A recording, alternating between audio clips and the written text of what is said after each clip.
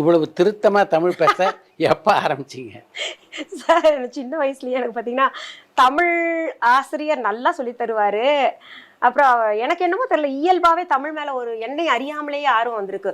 ஒரு கட்டுரை தலைப்பு குடுத்துட்டு எழுதுங்க அப்படின்னு எல்லாருக்கும் குடுப்பாங்க. அதுல பார்த்தீங்கன்னா, நான் தான் 10 பக்கம் வச்சு அந்த ஷீட்ட புடுங்குற வரைக்கும் எழுதுவேன்.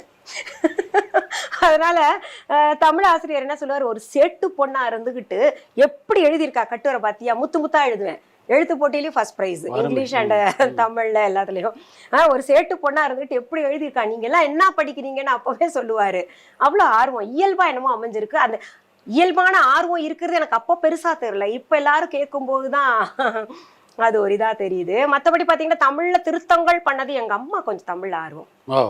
மத்தவங்களுக்கு எல்லாம் தமிழ் அவ்வளவு வராது. எங்க அப்பா இத்தனை காலம் இருந்தும் கூட அவருக்கு அது நாயி போறேன் நீ போறேன் அப்படிதான் நிம்பளுக்கு நம்பளுக்கு அதுதான் கடைசி வரைக்கும் அவர் அப்படிதான் பேசினார். நம்பளுக்கு நிம்பளுக்கு நாயி போறேன் நீ போறேன் தான் எங்க தாத்தா பாட்டி எல்லாருமே.